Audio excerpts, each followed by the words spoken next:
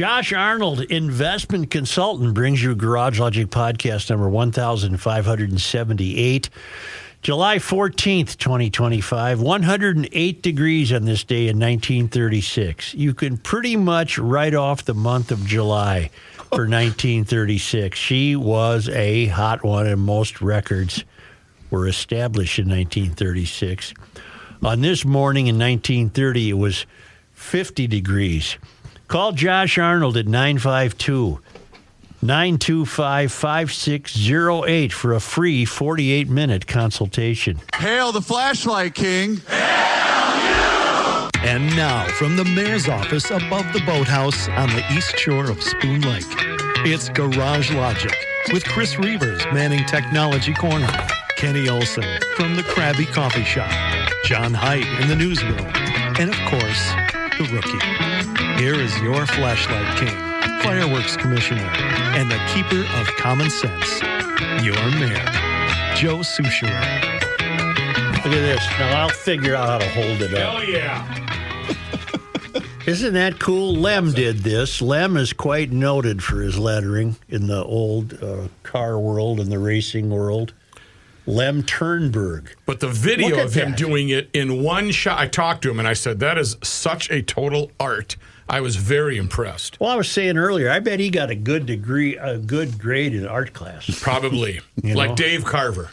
Well, I don't know who that is. A classmate of mine, real good artist. Well, not that we would have known. No, you would have known that. Look, you're on here, and, Chris is on here. He shouldn't be. He didn't make it because his kids were in a... they were playing state tournament kids baseball. Were in a state tournament championship. I apologize. That's going to hurt the grade. For not where should we put this, fellas? I think it should be over Matthew's right shoulder so we can all see it. That's where I would put it. I thought that was going to be reserved for advertising. Matt, put this behind you and see if we can see it. It still smells like fresh paint. It has been the video that Rookie was referring to. Other way.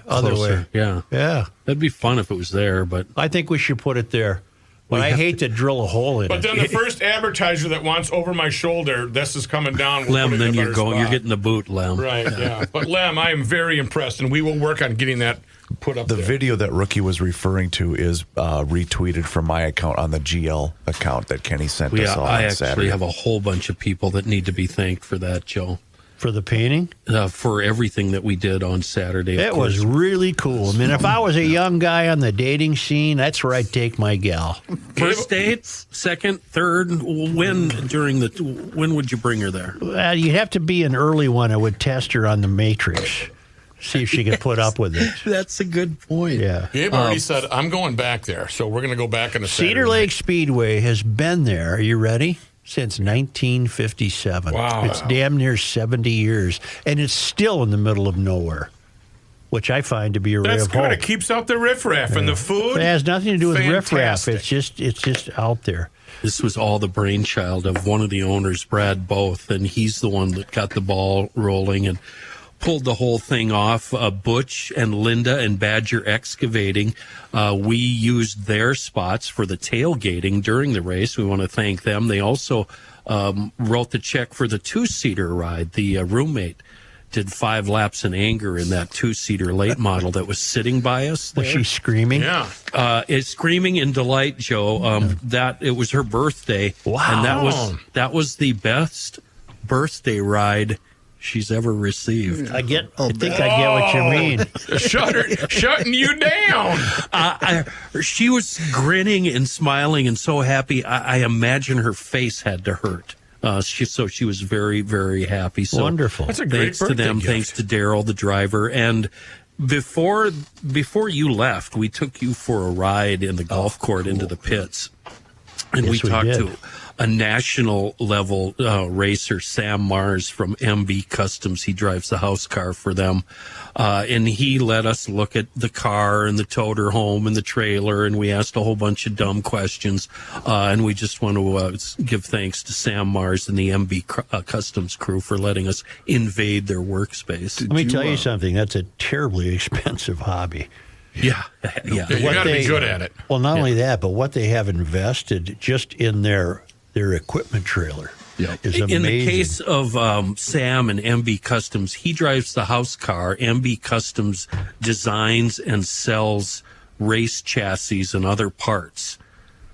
So that's how they make their living. They make their living in racing. Well, do you know that it was just a slice of GL Americana? Yeah. Is what it was. Yeah. It was really cool. It's a celebration of cylinders. Yeah. Dale wants to know, why is it okay to say Canadian wildfire smoke, but it wasn't okay to call COVID a Chinese virus? That's a pretty good point. All right. That's a pretty good point. I'll note that. You know, speaking of the smoke, I don't know why it would be, but the closer I got to Cedar Lake Speedway, the less smoke there was in the air Saturday. I'll attest to that. Plenty in the Twin Cities. Did they have signs like Which I had left, 2 or 3 hours before to get there because I really took the roundabout way. Yeah, you did. Would you guys agree, though, that Friday was way worse? oh my god, Yes, it was awful. by a mile. And I was up in Cambridge with Will, and I could barely breathe. It was that bad with my asthma. It was just awful. I've got a number of emails that I would like to get through. They're all rather cheerful. Most of them are cheerful.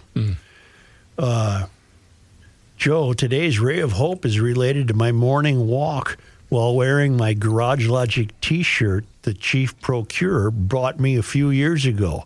Here's today's ray of hope. Most likely as a message to throw away the 20-year-old T-shirts that fill my T-shirt drawer.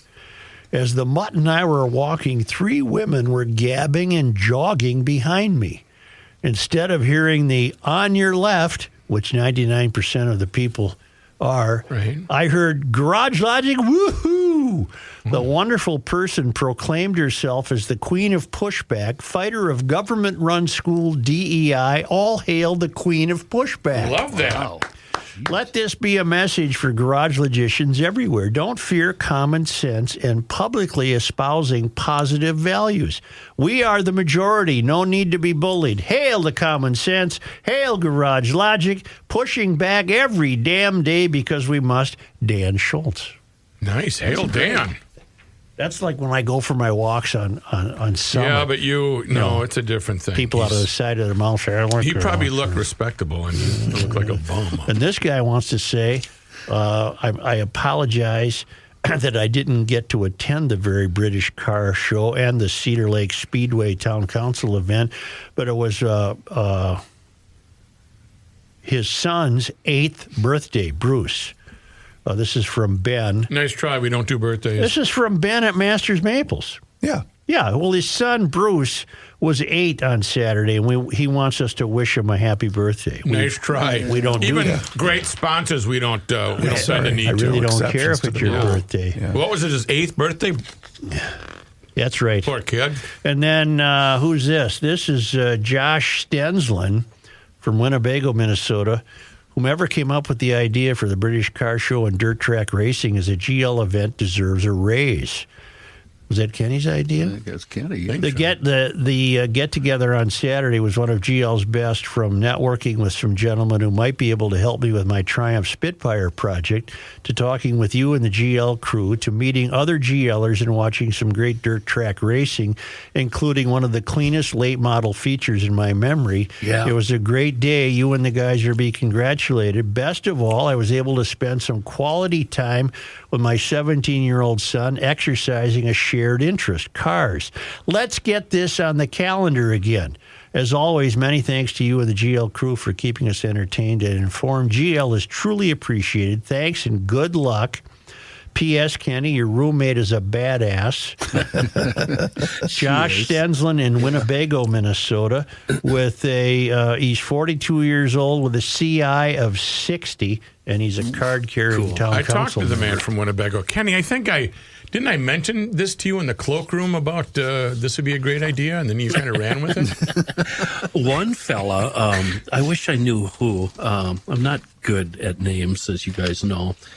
Thinks if we do it again, we should open the car show up to all vehicles. I agree. All cars, Yeah. trucks, and motorcycles. I agree. And he said if we do that, we will fill that parking lot. Rook, we're eligible now. I'd All like right. to thank a guy, the too. Jenna's coming in. I'd like to thank a guy whose name escapes me. He said he was spent his life as an auto mechanic, and he said, I got a tip for you on account of you want to know why? Yeah, I heard that all day long. all day long. He said, you need a new battery for your car. And I said, well, that thing's only about 3 years old. He says, no, it's 7 years old. There's a date right on the top of the Fail. battery. Way to go, And Ace. he said, batteries wear out from heat, not cold weather. They're good for about 5 years. And, What? yeah. I didn't know that. Yeah. And he said, you might want to consider getting a new battery. Well, that's already going to happen this afternoon. Yeah, you scared him into it, whoever that battery salesman is. I have done you a misservice over the years on the air Many. regarding that car Yeah. that you rolled up in. Yeah. My God, what a beautiful car! That's a great Joe. car. And I had no trouble getting there. And it's in original condition, and it looks like it was restored last year. That's Never how been perfect. touched. That's how perfect that car is. May I ask a question? Well, perfect is relative considering that For a driver, it's a driver. Those were $6,200 new. Well, they build them with shovels and crowbars.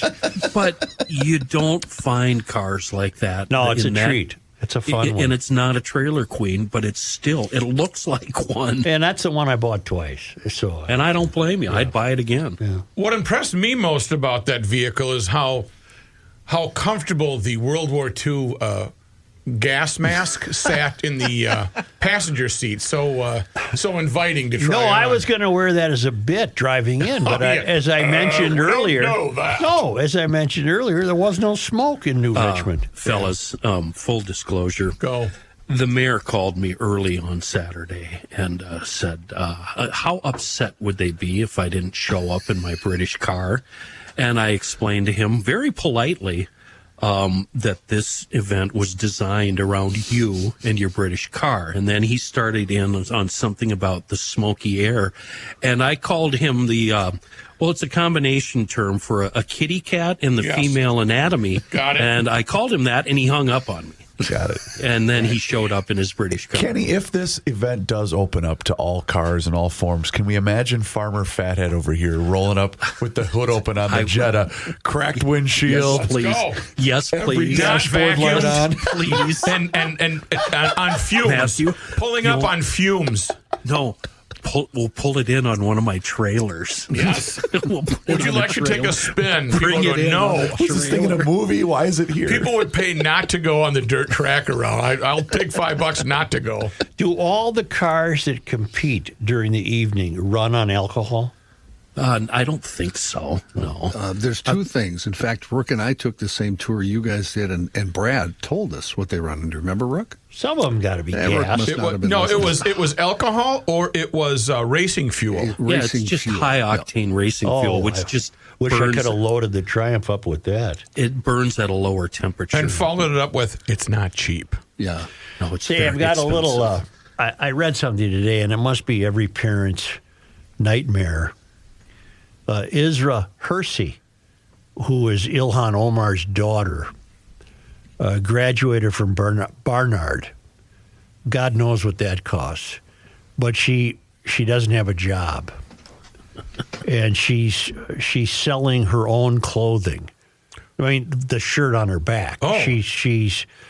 She's unemployed. She's hawking her. Here is your latest Thank you. Ilhan Omar report on Garage Logic.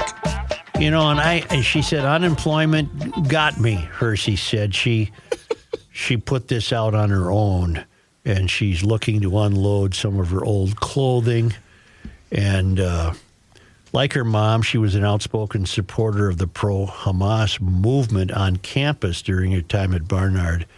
I don't know how to pronounce that. I think it's Barnard. Barnard. That's got to be $200,000 a year. She was arrested at the Columbia University encampment in April of 2024. She was suspended from Barnard, but I guess she got back in. And, you know, I just imagine that is every parent's worst nightmare. You spend all that dough on the kid, and then you're in some gathering of similar, your peer Right. group, and Yeah. all your kids, your sons and daughters have graduated, and they're saying to Ilhan, "Well, how's your daughter doing? Yeah. What is she doing?" And Ilhan says, "Well, clothing industry." Huh. Oh, really? Really? Does she have her own company? Well, no, not Sort of, but not really. Not really. A designer, huh? Well, no, not a designer. Oh my God, does she walk the runway? Is she with a big modeling firm? How about that? No, that's not it. Is she a buyer? Is she a buyer? Nordstrom, yeah. something high end. Fabrics, designs. No, in fact, she's a seller. Oh, she's in sales. Oh, okay. Oh, well, it's narrow. Volume? It's narrow. She's selling her own clothes. Niche. It's a niche market. Her own clothes. Well, congratulations. She's in the industry It's like Louis making her own clothes. No, that isn't it. She's selling her own clothes. Her clothes. The shirt on her back. She's unemployed. And then, of course, Ilhan would hang her head in shame and realize that This isn't. she didn't pass the test with all her peer group when she vacations in the Hamptons or wherever the hell she goes. Would this be Bernard College in New York? Yes. Affiliated with Columbia? Barnard Yes. is. If that is the case, undergraduate tuition and fees, a slight $66,246. And again, it's a parent's nightmare. That's a lot of money, and only to have the kid, kind of stuck in the apartment selling her Doc Martens. I mean, Right. Yes. it's kind of a tough deal. Is it a ray of hope that she's actually looking for employment? That she actually wants to work? Well, apparently she probably needs to work, although she's learning that companies like ExxonMobil and others, they're Sullivan and Cromwell law firm. A lot of your big ones, they're not hiring people who participated in the pro-Hamas encampments. Right. They'd like to be maybe a little more middle of the road or non. Now, one thing she's keeping is her oversized Versace glasses. She has the great big glasses. The big giant. Makes you look like the big attacking insect, one of those deals, the fly.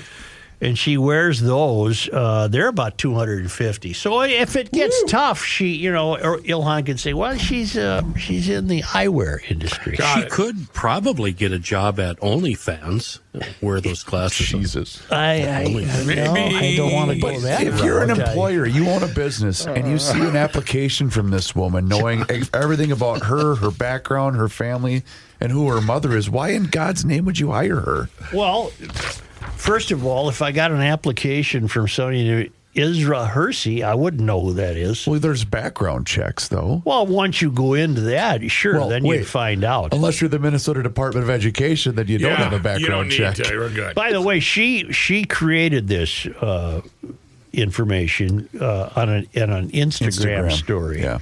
Alongside a photo of herself wearing the designer glasses and selling her used clothing online. Right. Poor kid. Marketing. Yeah, right. It's tough. It's tough. You went to Barnard and you got to come up with the reason. Say it's garage door time.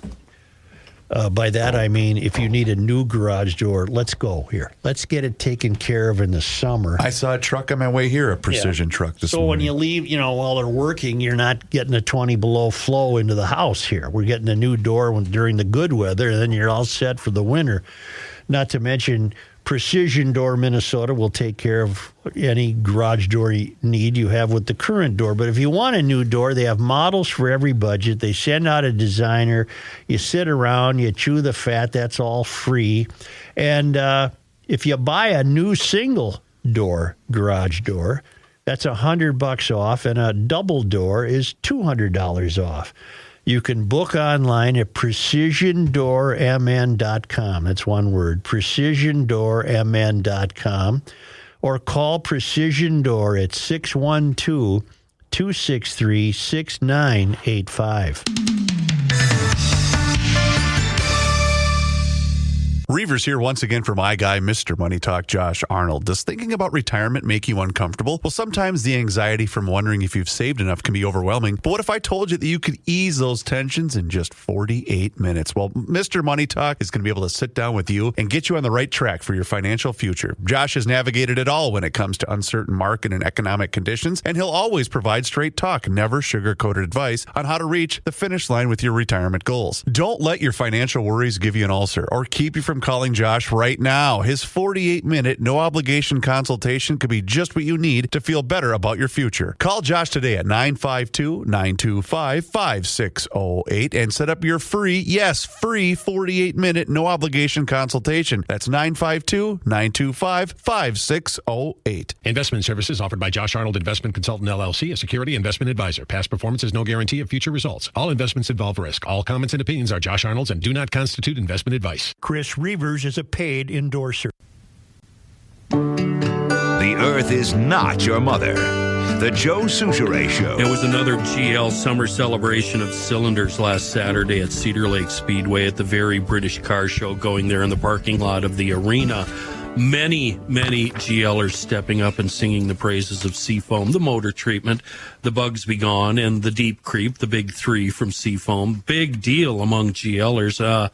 And I've heard, I'll just be honest here, I've heard the Bugs Be Gone might be a hard-to-find item. We had a coalition of guys standing around, and we decided the bigger box stores seem to be a good source for finding Bugs Be Gone. Somebody mentioned Menards. I found it in Fleet Farm. Just wherever you go and wherever you ask for it, be sure to put a bug in the ear of whatever employee you ask. Tell them, we need this. Get it in. A couple people said the Deep Creep, big hit in their shop, and they've used that to restore cylinders and the engines and whatnot. And, of course, the motor treatment, world-renowned among all cylinder owners. The big three, the GLer's emergency roadside kit, Bugs Be Gone, engine treatment, and Deep Creep. Wonderful, wonderful products in a world gone awry. Are you guys aware of Alpha News tried to reach a fellow who works for the state, a Minnesota Pollution Control Agency Human Resources Director? I read about this. I don't have a deep background, but needless to say, I was shocked and appalled, Joe. Well, Minnesota Pollution Control Agency had, currently on break, I guess, a human resources director named Vonnie Phillips. And he's now on leave after he sent a profanity-laced email from his official work account to an Alpha News reporter. This all started because Alpha News received an email about LaVon Vonnie Phillips. A search of the state directory website showed Phillips listed as a Human Resources Director 1 for the Minnesota Pollution Control Agency. State records show that he earned six figures and is paid $55.45 per hour. Woo! The tipster then raised concern because Phillips claimed his social media page, or about Phillips, because the tipster claimed his social media page was littered with racist comments about white folk. Aha! After reviewing the Facebook page under the name Vonnie Phillips, filled with the type of content described by the tipster, and a video tagging a woman whose name matches Phillips' wife in public records, Alpha News sent an inquiry to Vonnie's email address, his state address. Okay. In his response, Phillips confirmed the Facebook page is his, and he lashed out at Alpha News reporter Jenny Globe in a profanity-laced tirade defending his posts. He said that she's a bleeping, rotten B-word. And he used his own state email for that. Good luck, he wrote. My Facebook page is within the protected concerted activity guidelines. Wow. Therefore, do what you want. Nowhere on my Facebook page list my employer and the person, the gutless, worthless coward that reported me.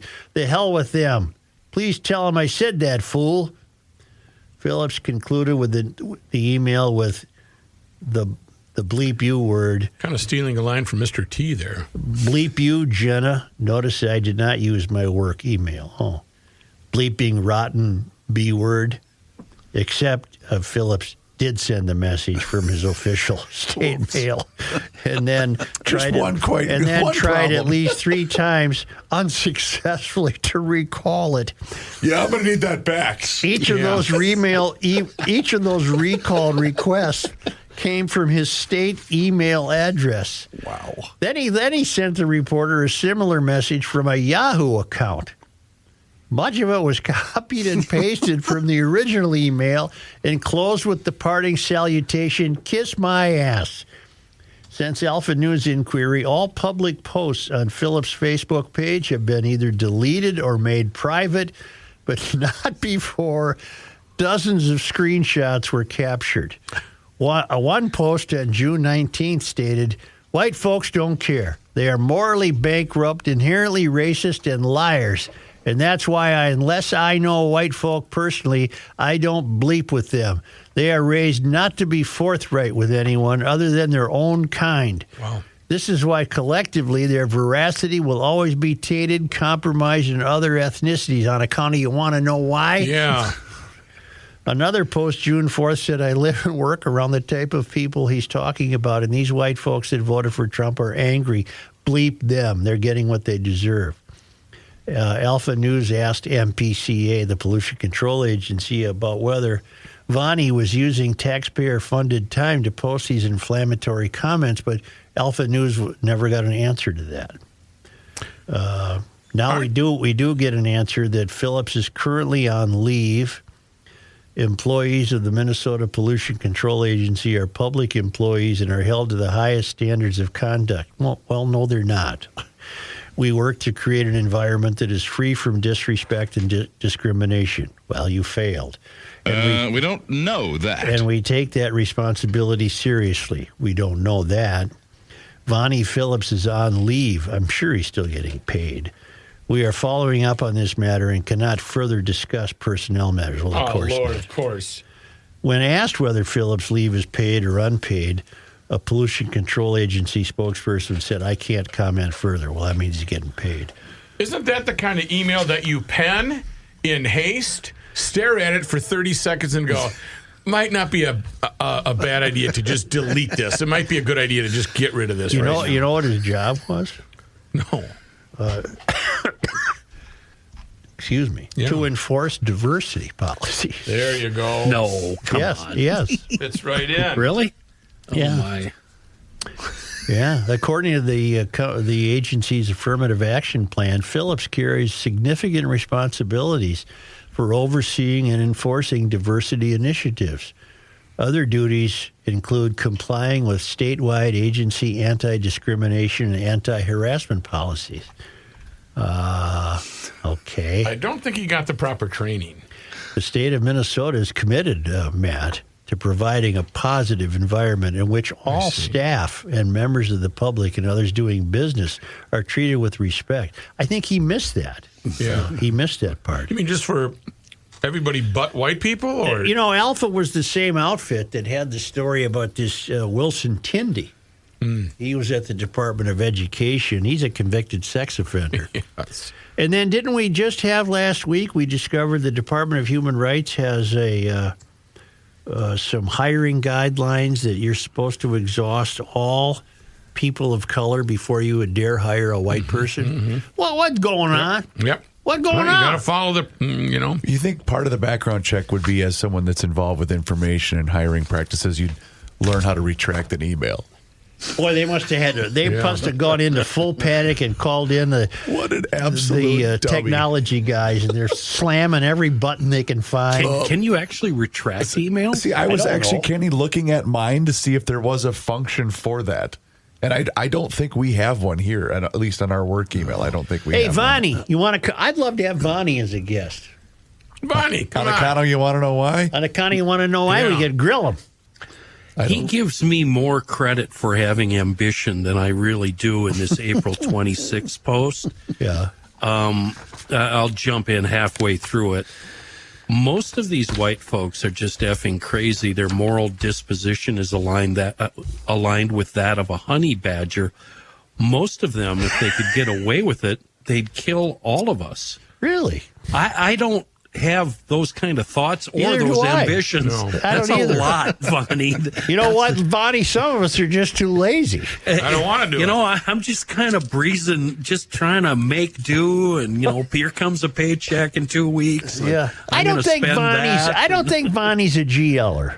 I'm going to go out on a limb. Really, you pretty think good that? limb That's you're your standing. gathering? That's my suspicion. Got it. There might be other ambitious crackers out there, but boy, I'm not that. No, I'm not. I don't know how to recall an email either, but I'm with Rook because a lot of times I've written emails to you but then after I read them, I go, no, I can't Yeah, send that. let's- Then I just let's hold delete 'em. that one. Let's I feel hang on better to that after one. writing them, but I don't want to send I'll them. tell out. them in person. Well, I just as soon not write one that I have to recall. That's. I just try not to write them, period. I like the reply all ones. Those are my favorite emails. Okay. All right. Now, are you talking to sales now?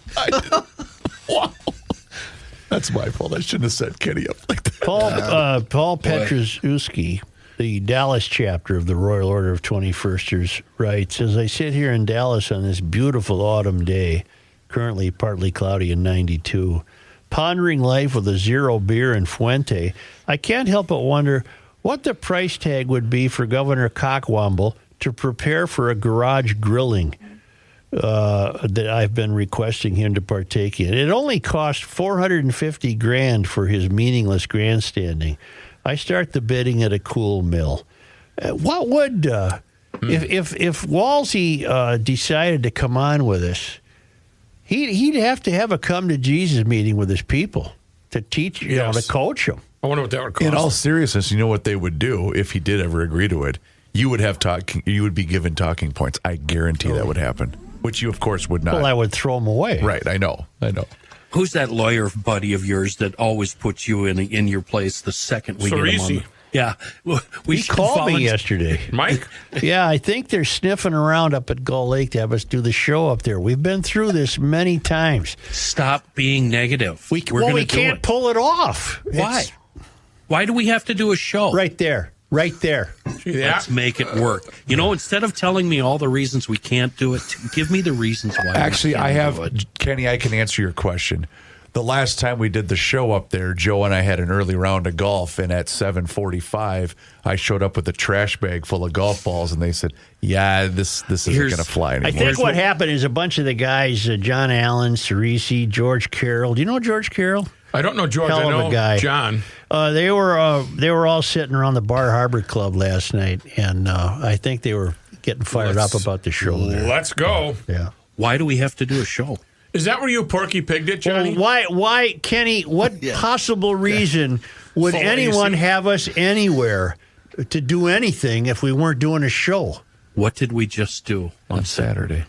And everybody there said, this is way better than coming to a show. Angie and Stacy, who are at everything we do, said to me, this is the most fun we've ever had at a GL event. Well, because you get to talk to everybody. No standing around. How many people did you talk to versus doing a show? We race in, we do a show, and we race out. We just hung out and, pulled a few corks, had some fun, good Christian Funny fellowship. thing is people talk to Gabe more than they did to me. Well, be sure to bring Gabe to the boat show. Yes. Now, is it any wonder that the governor spent $430,000 to that law firm that they promised not to wink at each other until they cleared Minnesota airspace? Right. That's funny. Well, Are we clear?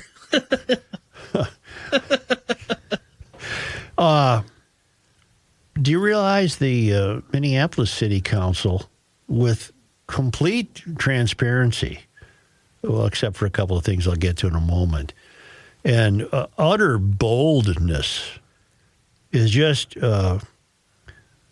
planting the idea of creating a new tax in Minneapolis for the people they call the wealthy. I think behind it is Asia Shugati. Okay. And she even said, hey, we're a democratic city. People will understand. Well,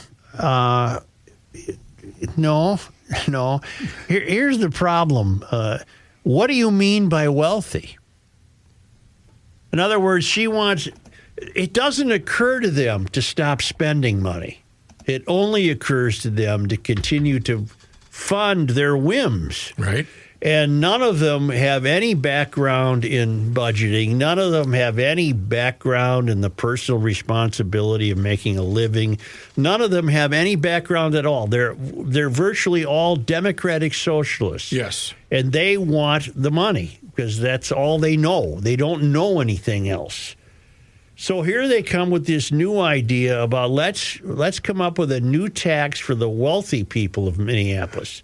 Well, A, they're already paying taxes, and B, a lot of them could leave when they get wind of this.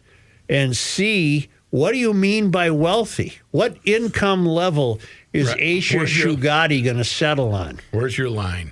Where's her line? Because you, let's say you make a total of, say, $200,000 a year. Okay. And you've got about 4 kids, all of whom are in school. And you've got property taxes, insurance, car payments, a mortgage, and all that. You ain't that rich. Right. Right? That's eating up pretty quick. You ain't that rich. That's eating up pretty quick. Especially with the property taxes. So what do you got in mind, Aisha? Unfortunately, the closer you get to the country's tallest buildings, I'm sure ideas like this are not uncommon at all. These are people who can only spend money. They have no ability to husband it, treat it with respect, reduce their spending. It's a crying shame, but it's true all over the country, and it's very true.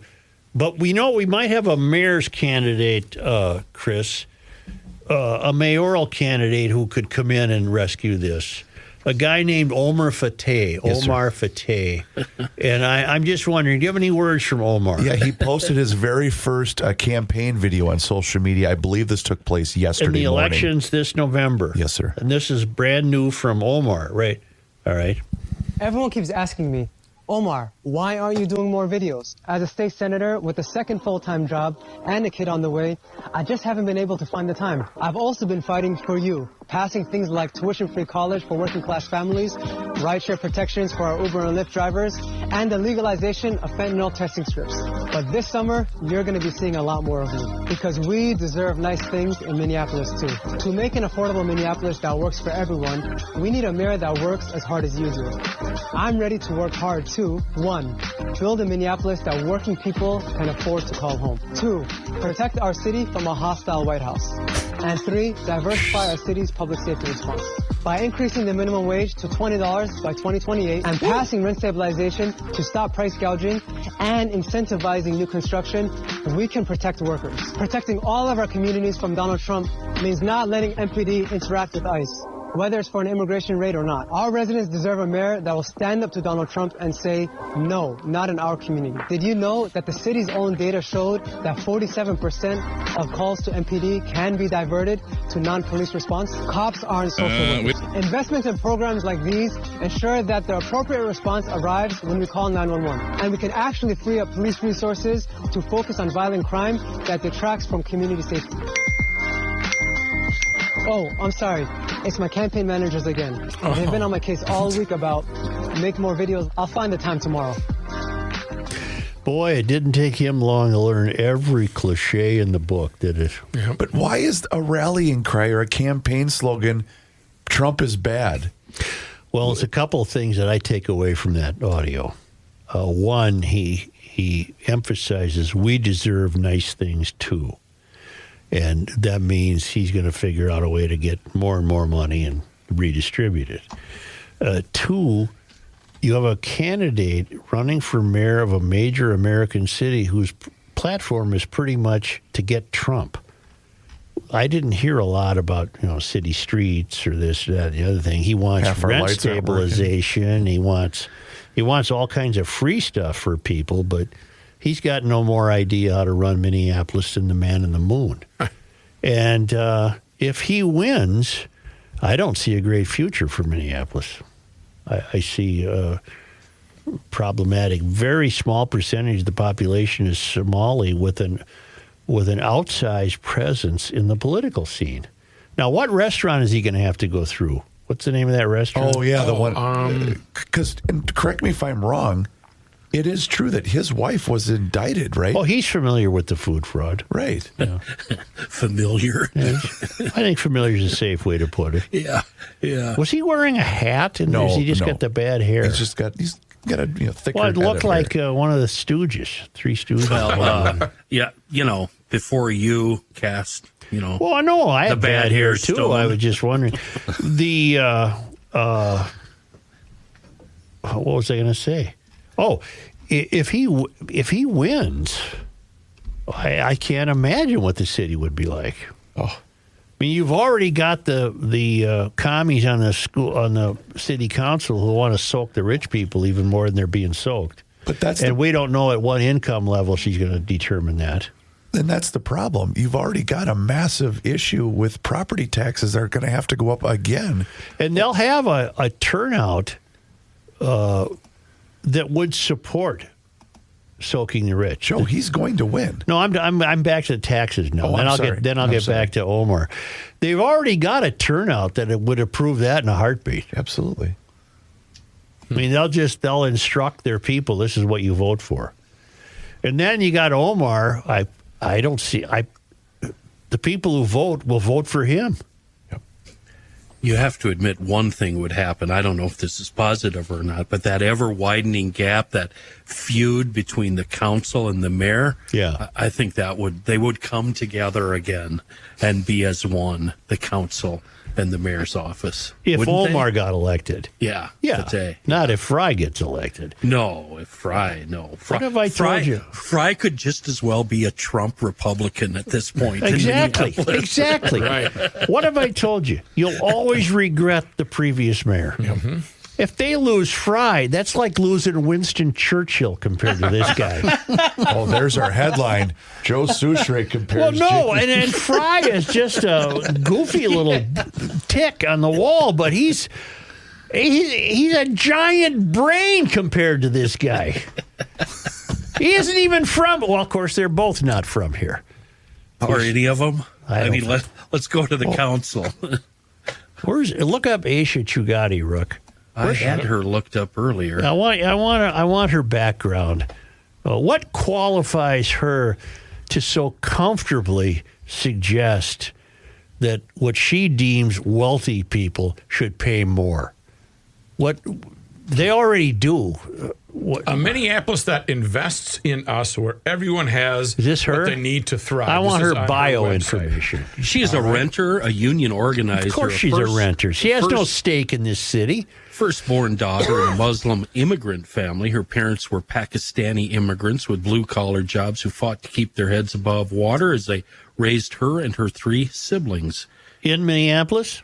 I'm guessing that, but this is from her bio.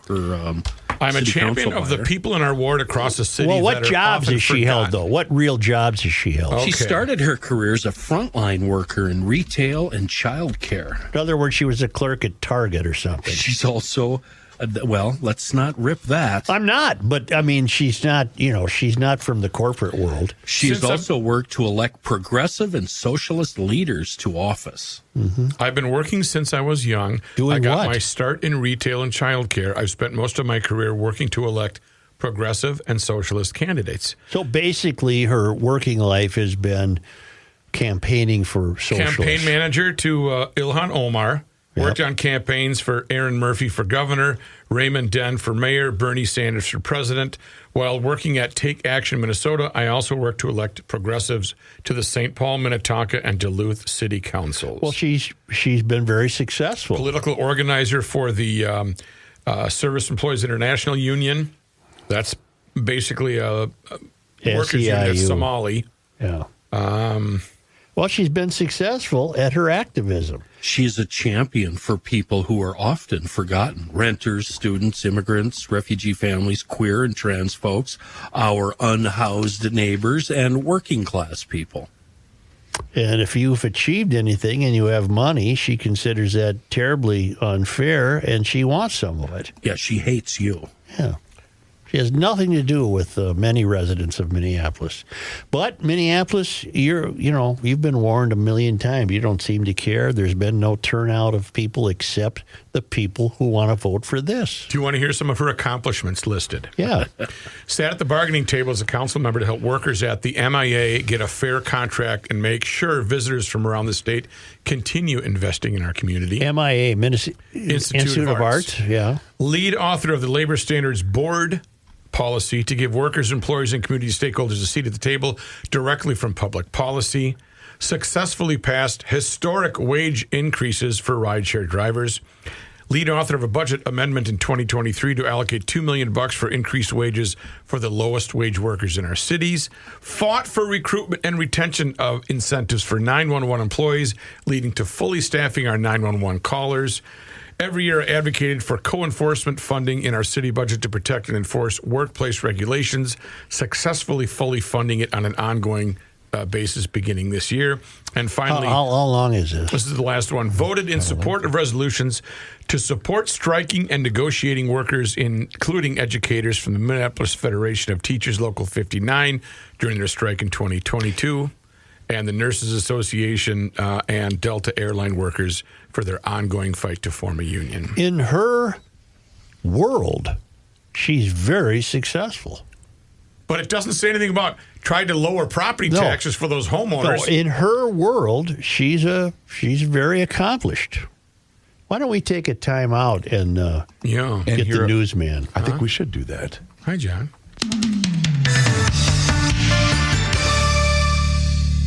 Hey, GLers, it's Reavers here once again for my friends at North American Banking Company. You know, I'm really glad that I made the switch and got to know my friends at North American Banking Company because it's banking done differently. It truly, truly is. They take the time to get to know you, your family, your budgetary needs, and in some cases, whether you're looking to improve your business. Check them out online today. It's nabankco.com to learn more. When you walk into any one of their 6 beautiful Twin Cities locations, you immediately feel the difference. It's Roseville, 50th and France, Hastings, Woodbury, Shoreview, and Maple Grove.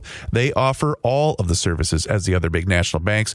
Whether you're looking to buy a home, finance a new home renovation project, or get that new car that you've been thinking about, my friends at North American Banking Company are going to be able to help you out. They offer the same online and mobile banking options as the other banks, but the key difference is you're going to get the unparalleled service of a community bank. Locally owned and operated, and that means loan decisions are made right here in the Twin Cities. They are not sent out of state. So once again, check them out online. It's nabankco.com to learn more. It's banking done differently. North American Banking Company, member FDIC, is an equal housing lender. Yeah. It's the end of the world as we know it, and he feels fine.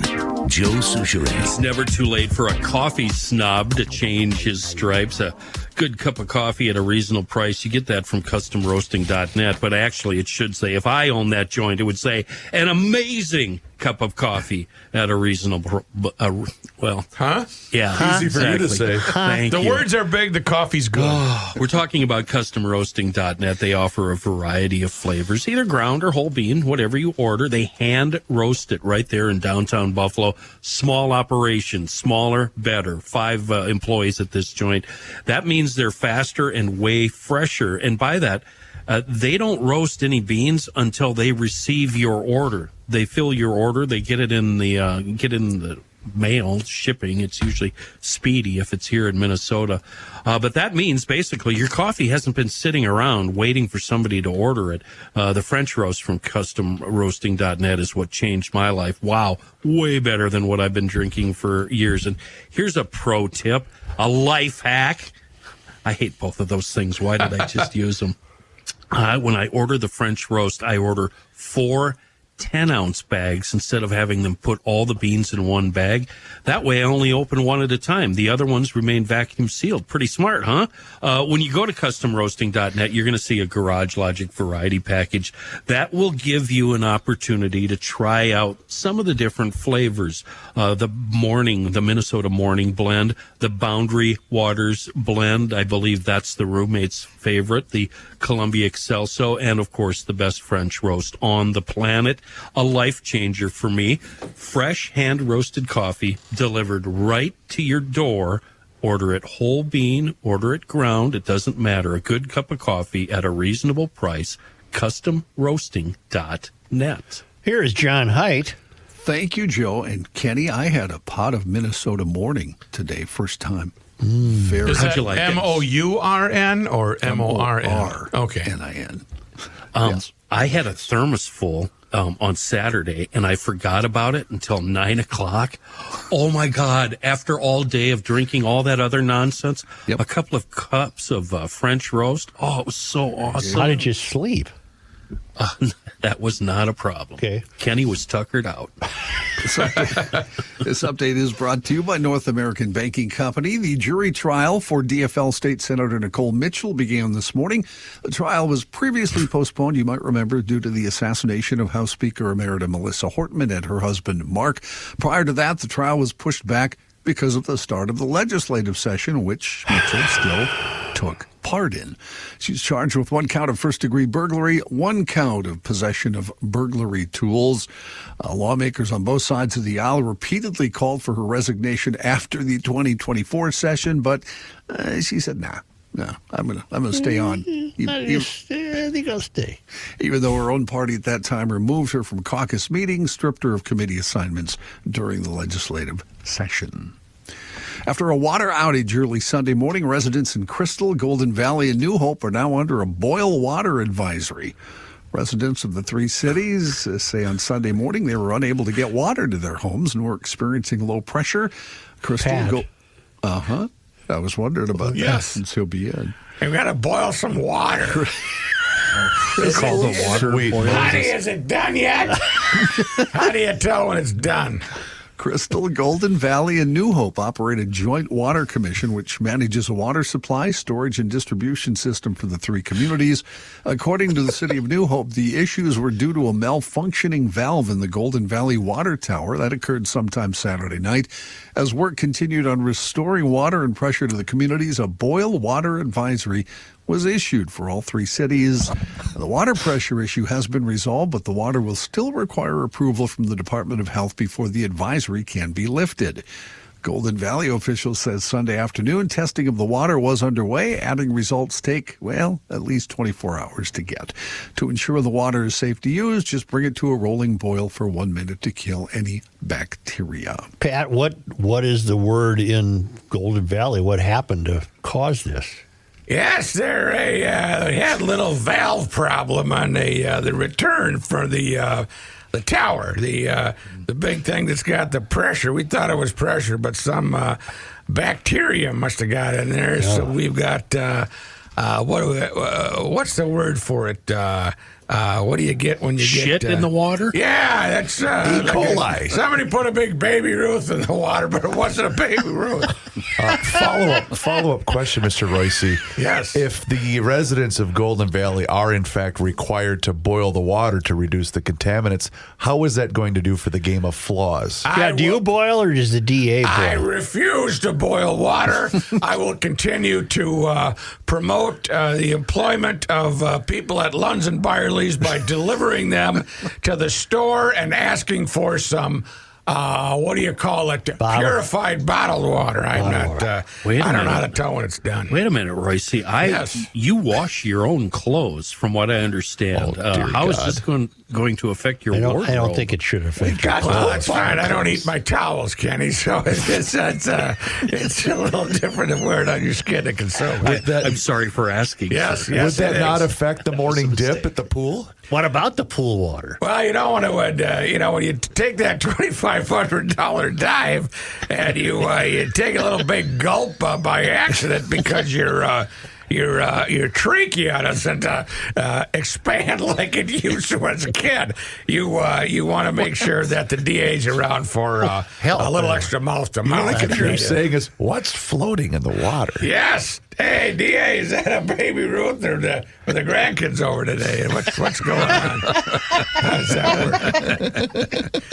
Yes. Anyway, Johnny Heidt with the news. Yes, he is. Thanks. The highest paid Minneapolis. Yes. Live in a hardware store. How do we do it here? Yes. The highest paid Minneapolis police employee earned about $500,000 last year, with nearly half of that total coming from overtime pay. Who was that, John? I didn't put the name in there, but it was a lieutenant. Yes, it is. His name. An audit shows the city's police department posted a record amount of overtime in 2024, $28 million, or $12 million more than budgeted. The department has routinely exceeded overtime budgets to make up staffing shortfalls after a flood of officers left following George Floyd's killing by police and 2020 and the ensuing unrest. Asked in an interview whether some officers worked an implausible amount of overtime, Chief Brian O'Hara paused and said, "I don't know what I'm allowed to say, so I don't get myself in trouble with the city attorney." The audit, for example, found cases of officers claiming to have worked too many hours without taking the required 8-hour break in a 24-hour period, according to the chief. There's no cap on overtime pay for officers, only the number of hours they can work. They have to take off at least 8 hours every 24 hours, so they are allowed to work up to 16 hours a day. Part of the reason spending is so high is that in the fall of 2022, the department began paying double time, twice its hourly rate rather than the traditional time and a half, or what it calls critical staffing overtime to cover staffing gaps. Double time accounted for about half of the overtime last year. Officers can volunteer to work shifts that are short-staffed and get double time, or work less desirable assignments like working when the bars close. Every day, some levels of overtime is worked just to staff shifts in all 5 precincts, and in some cases, the overtime is mandatory. Double time is part of the police union contract, and that'll expire at the end of this year. Paying officers big overtime bucks to cover staffing shortages creates a vicious financial cycle because their pension benefits are based on the average of their 5 highest earning years, including overtime. Ooh. That creates a powerful incentive for officers to leave after 5 years of record overtime.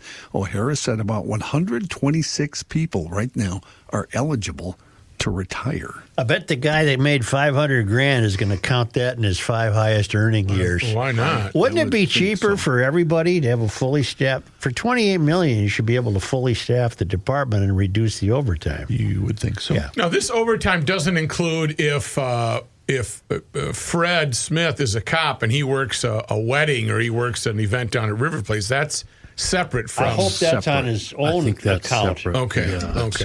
Yep. Got it. City of Minneapolis is increasing the price of electronic cigarettes to $25 in an effort to crack down on youth vaping. What? While encouraging adults to quit. Oh, Council. what a city. The council passed that unanimously last Thursday. It's now headed to Mayor Jacob Fry's desk. The price for vapes currently is, you can get them as low as $9, but it probably will increase to $25 in the coming weeks.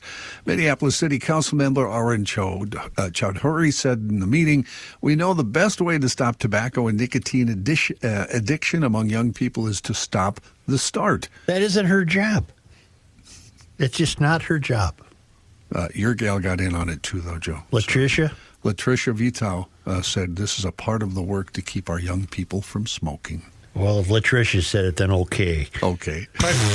My favorite vape story is when Corzo got his first vape, and he went and they said, "What flavor would you like?" And he goes, "How about Marlboro Red Pack with it?" Yeah. And they meant like strawberry or bubblegum. And he's like, "I'll take Marlboro Red if you got it." From what I read, people are better off smoking than they are vaping. They are, yes. God almighty. And what the city council, what they don't understand, and the state of Minnesota for that matter, is if you can't buy it in Minneapolis, they're just going to go to Roseville.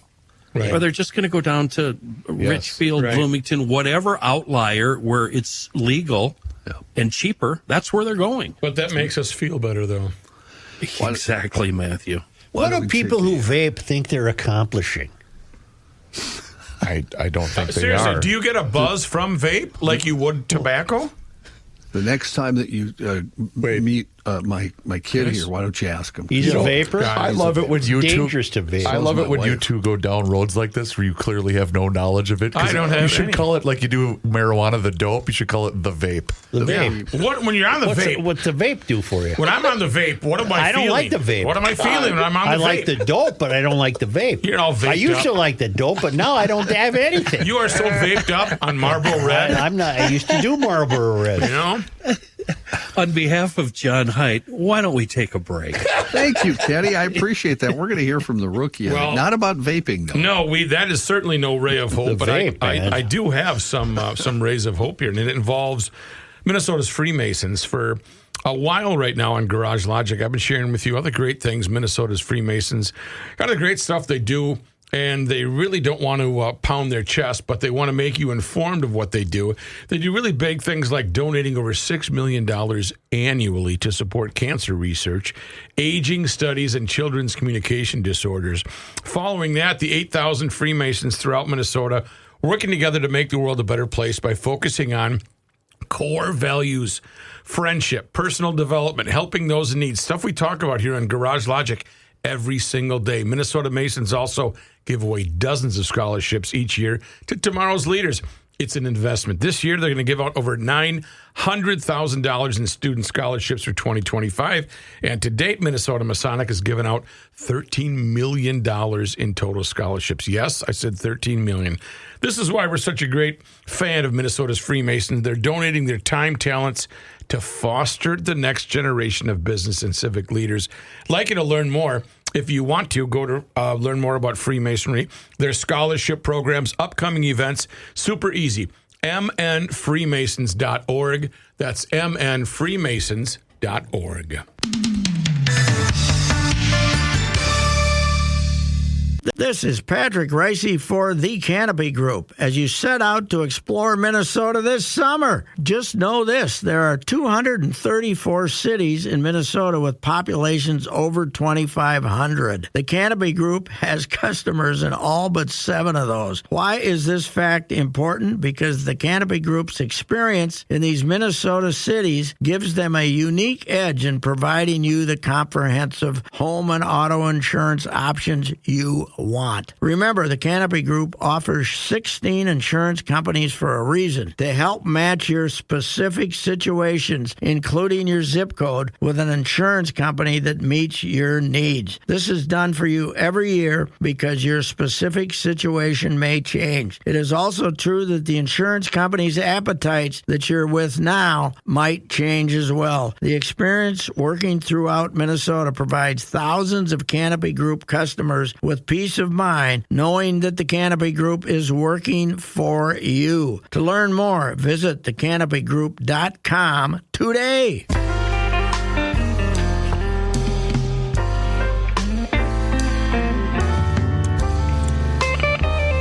You cannot stop him. He'll just make a move. Joe Souchere. National and international. Joe is holding up the sign there that Lem did. I saw the sign. Yes. Thank you, Ace of Base. President Trump announcing 30% tariffs on the European Union and Mexico this weekend. Barring any agreement, the tariffs are scheduled to go into effect August 1st. The EU is the U.S.'s single biggest trading partner, with total trade approaching $1 trillion last year. Trade with Mexico approached $840 billion. Collectively, goods from the EU and Mexico make up about 1/3 of all U.S. imports. The announcement comes amid ongoing negotiations. The president warning in his statement any retaliatory rate the EU levels on the U.S. will be automatically added to EU goods. The EU has since announced it would delay countermeasures planned to go into effect tomorrow until early August.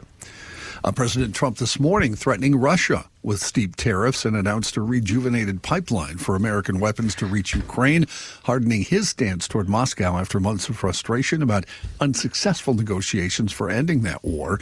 The latest steps reflect an evolving approach from the Republican president, who promised to swiftly resolve the war with Russian President Vladimir Putin, that he started, Putin that is, when he invaded Ukraine 3 years ago. Trump has often criticized Ukrainian President Volodymyr Zelensky for allowing the war to happen, but more recently has expressed growing irritation and frustration toward the Russian president. The Epstein file story will not go away. The president would really like it to. It will not. On a rambling post on Truth Social Saturday, the president wrote, "What's going on with my boys and in some cases gals? They're all going after Attorney General Pam Bondi, who's doing a fantastic job. We're all on one team, MAGA, and I don't like what's happening. We have a perfect administration. We're the talk of the world, and selfish people are trying to hurt it all over a guy who never dies, Jeffrey Epstein." Elon Musk added his 2 cents in a late Saturday post on the social platform X, responding to another X user who had attached a screenshot of Trump's Truth Social statement and said, "This is in the running for the worst post ever made." Musk said, seriously, he said Epstein half a dozen times while telling everyone to stop talking about Epstein.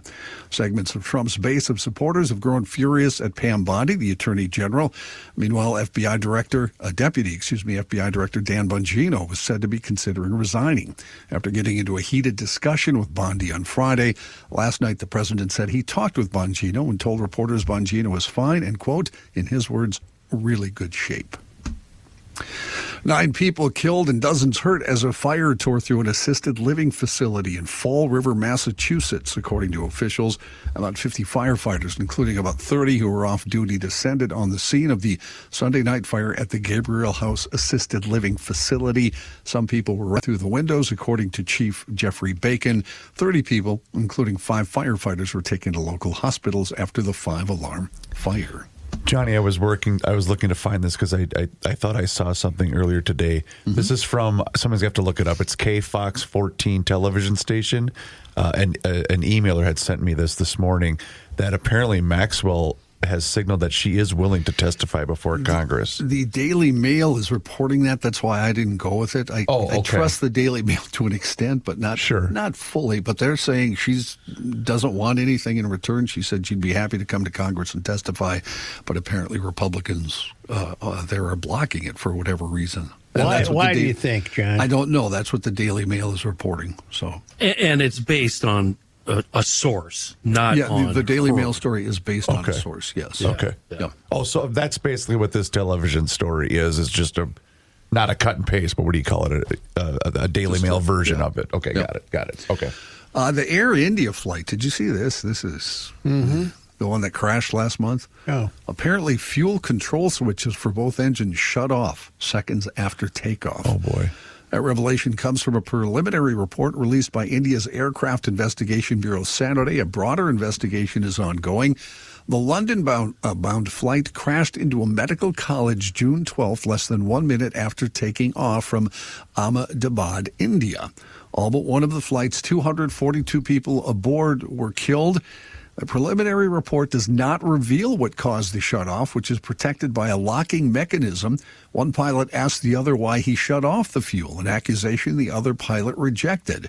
They managed to relight both engines before issuing a Mayday alert. Unfortunately, it was not enough, and the plane crashed. That makes me feel a little bit better that it wasn't that random, that it was human error that said, okay, we're shutting these down. Why would you? That's what I'm saying, but that makes me feel better that it's not just those engines just killed on their own. Lee Elia, whom we bring up often on this show, former Major League player and coach who was managing the Cubs in 1983 when he famously criticized the team's fans for booing, has died. I'll tell you one thing. I hope we get hotter than just to stuff it up them 3,000 people that show up every day. Because if they're the real Chicago fans, they can kiss my. All right, thank you. Elia was 87 years old. Elia spent more than 50 years in professional baseball. He was a Philadelphia native, had a 238-301 record in 4 seasons as a major league manager, 2 with the Cubs, 2 with the Phillies. He landed his first managerial job in 1982 with the Cubs at age 44. In his 2 seasons, the Cubs were 127 and 158, but he was most remembered for what you just heard, an expletive-filled rant directed at the booing Cub fans just 19 games into the season. Elia was the skipper for the Cubs in April of that year when they dropped to 5-14 after a 4-3 loss to the Dodgers.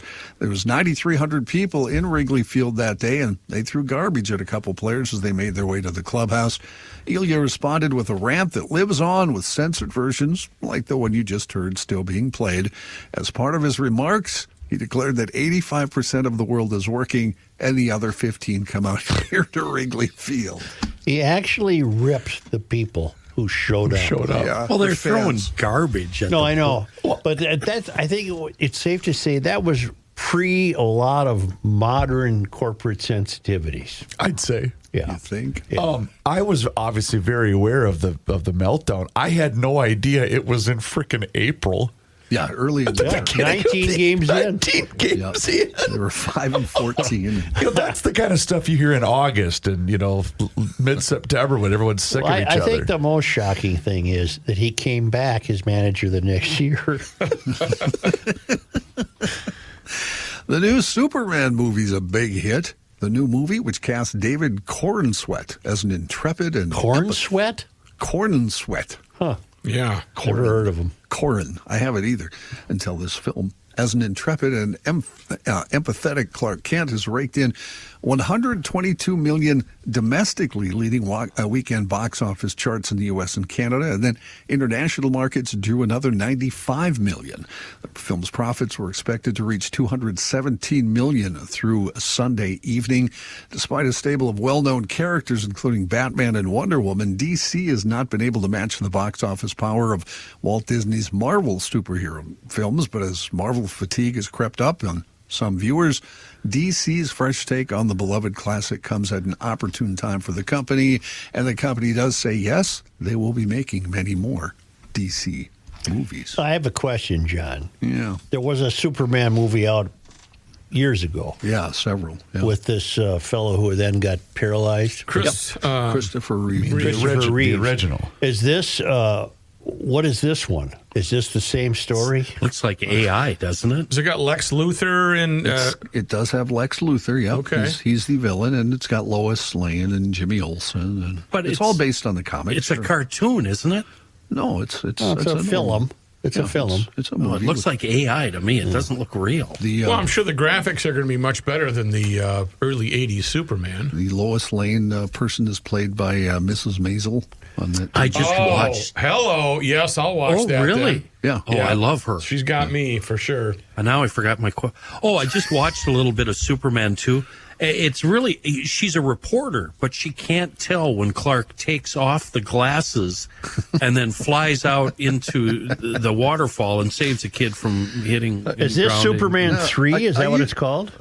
I think there's been more than that. There's been about 50 of them. Rachel Brosnahan is. Can I ask you guys a question?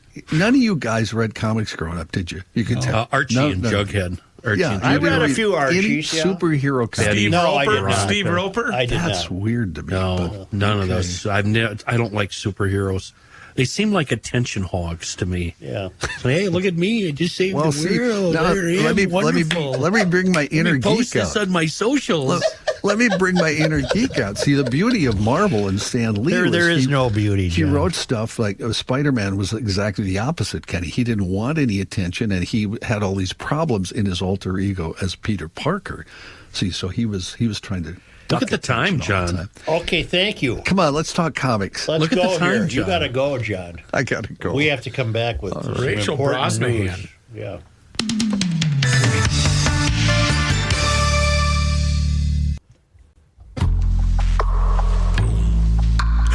Here's a man who spends hours in hardware stores, sifting through the nuts and bolts of life. Joe Souchere. Okay. I did some homework. I'm surprised John didn't. I'll save this. Yeah. I did some homework. What do you got there, Ace? A woman in Comstock, Wisconsin, which you just go out 8 and take a north up there, Yep. take a left on 63. A 69-year-old woman, it says, was attacked by a black bear Saturday. Okay. I don't know why. I guess the officials don't know why. I think she's going to be fined. Wisconsin DNR and USDA Wildlife Services responded. Officials say while they were unable to locate the bear, they did find a cub in a tree, indicating that the incident probably involved a sow and a cub, meaning mom and the baby. Mm-hmm. Right? I said right. Right. I know, right? What bear experts are saying, Lynn Rogers with the Wildlife Research Institute says in his 57 years working with black bears in northern Minnesota, he's found bear attacks to be extremely rare. I've done everything possible to cause attacks, but I can't get them to do it, he said.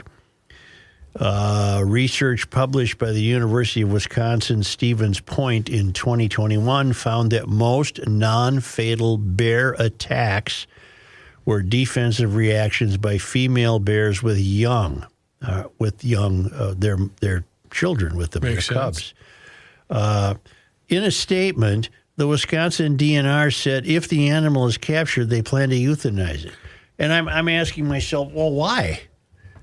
Why do you have to kill the bear? So then I looked up reasons why you would euthanize a bear, and I found a really neat piece from Outdoors Appalachia. And we learn, it's Dateline, Johnson City, Tennessee. Black bears are rarely aggressive, but sometimes they are, and it can lead to euthanization or relocation. Well, let's see. So how do wildlife officials decide whether to euthanize or relocate a nuisance bear? Well, I'm going to sound very euphorian here. Why is it even called a nuisance bear? It's just doing not what a nuisance. It naturally does. It's the mom and the kids in the tree, and out comes Mrs. Haberkamp with her bonnet on. She's going to be mad. And if they euthanize the mom, they've just euthanized the cubs, too, because they won't survive. Well, here, you know what you get? It's like the hot, crazy matrix. There's a bear behavior matrix. Oh. And that's how it's determined. It's a bear nuisance matrix. What's off the charts? I want to know what's off the charts right away. Well, yeah, that'd be level 4. Okay, level 4 is, are you a level 4 bear or not? Injury, death, enters closed area used by people. Okay, if the bear broke into your house, shoot the hell out of it. Okay. I get that. Yep. But we don't know what this lady was even doing. What if it stole my picnic basket from my table? I can help you, Joe. According to the North American Bear Center website called bear.org, the nuisance black bear is actually an official term in the bear world. A nuisance black bear is any black bear that someone considers unwelcome. Everyone has a different idea about what that makes and what merits that type of designation. So it's on the bear website. It's an actual level 1 on the hot crazy matrix for bears is wary of people. They're not shooting that one. Number 2, indifferent to people. They're probably not shooting that one either. Those are the Yellowstone bears. Number 3, boy, this is fuzzy printing. Bold behavior and property damage. Okay. Like bold behavior and property damage. Stray cats that come in and demand you feed them. And then level 4 is, flat out, I'm going to tear you up. But I don't see why they have to euthanize this bear. We have no information that the woman is fatally injured. I hope she's not. Well, we don't know what caused we do know there was a cub nearby. Okay. And we don't know why this woman was attacked by the bear. We don't know.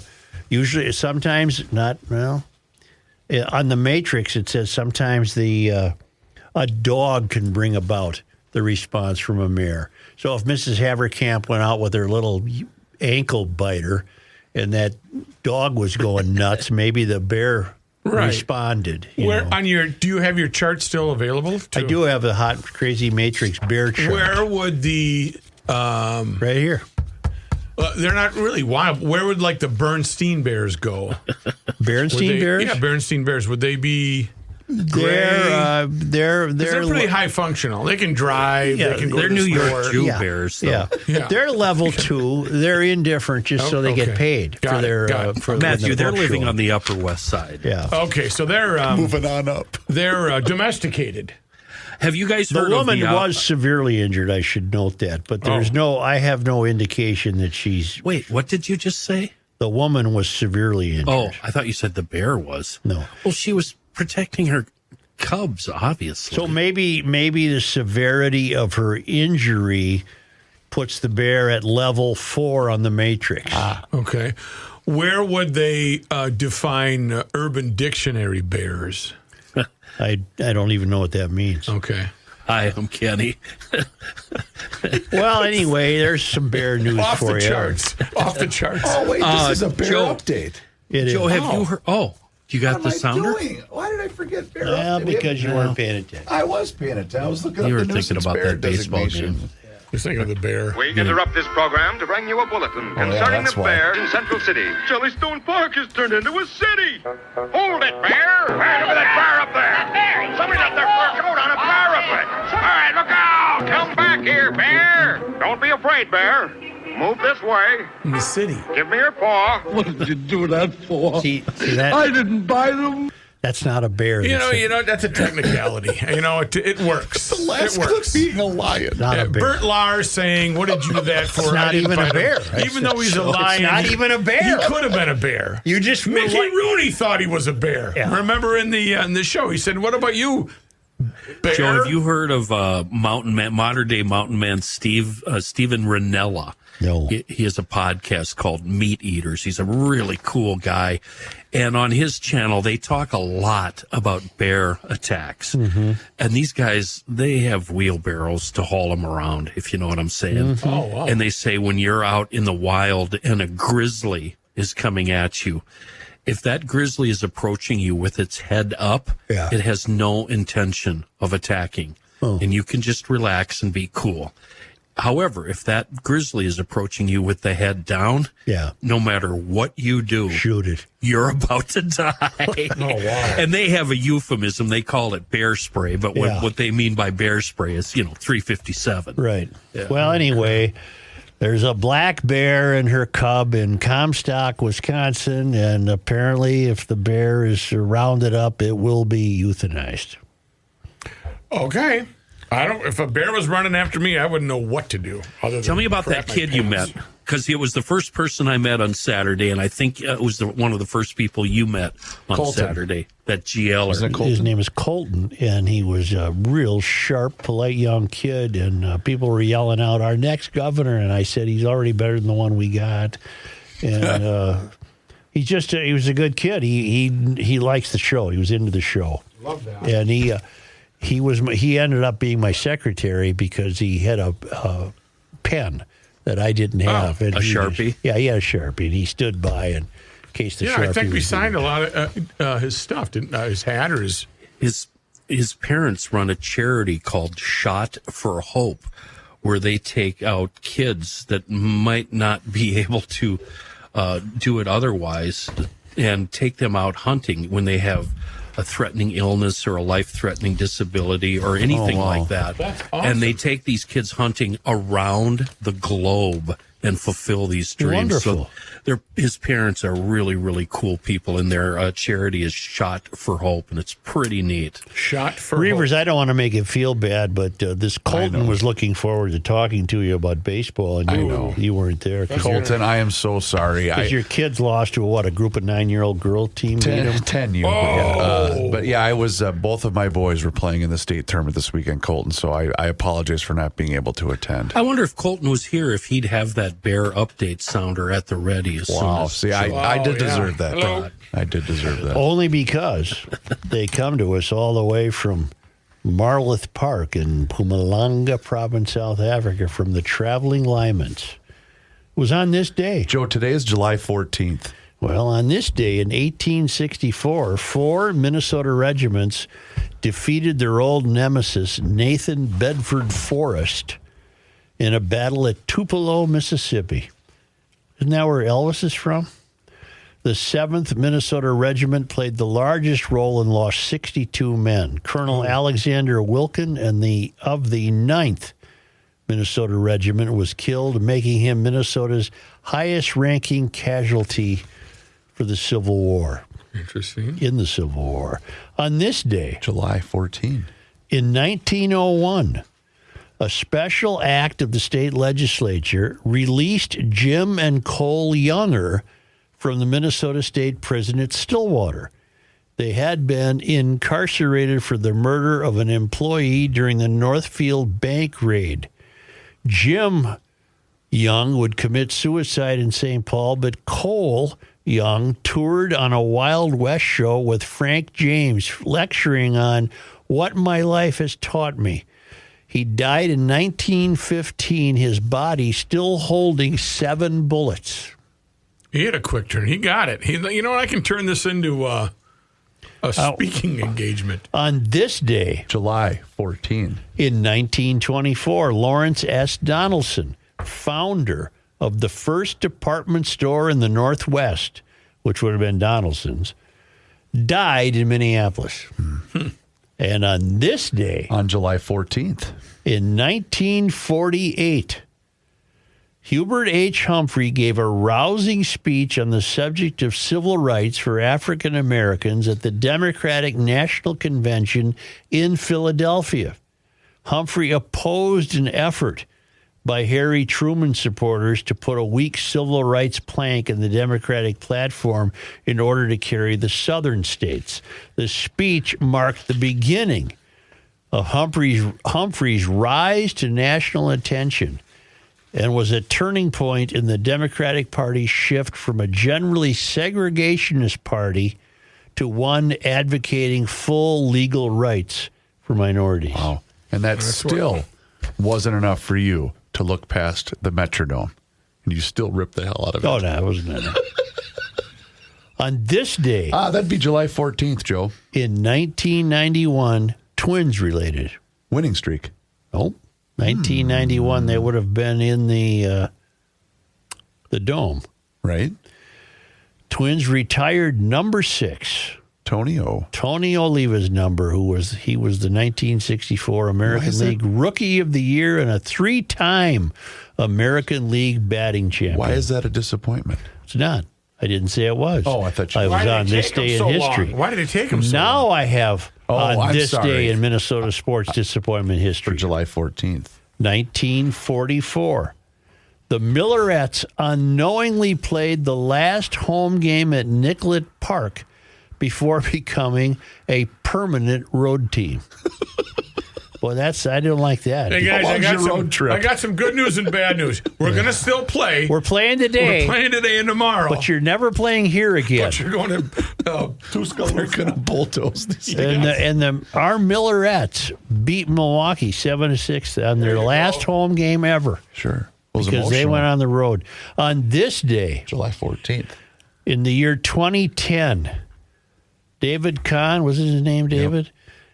Compared Darko to Chris Webber. Uncomfortable conversation. I don't even know what that means. Darko was a ball player. Well, NBA Chris Webber player. was a very good basketball player, and Darko was not. Okay. That's the disappointment. But Kahn compared Darko to Chris Webber. Royce Mackey got Kahn fired, or not fired, but fined. Really? What was that the same time, Pat? How much? Something about weed, right? Yeah. He likes weed. Michael Beasley likes the weed. He's still talking and nobody can hear him. I know. That's okay. Thank you, GLers. Hey, speaking of Patrick, Monday Night Sports Talk's coming up next. And what you should also do is subscribe to the Garage Logic YouTube channel, because on that YouTube channel, you can watch the show each and every single day. And you can also see full segments, video shorts. There's behind the scenes coverage, but it's all there for you. Just search Garage Logic on YouTube and search for all of our social media channels, which includes Facebook, Instagram, and Twitter. And you can also sign up for the Daily Logician. That email comes right to your inbox each and every single day, and it includes the most recent episode of the podcast. Find out more and sign up right now at the website, which is, of course, garagelogic.com.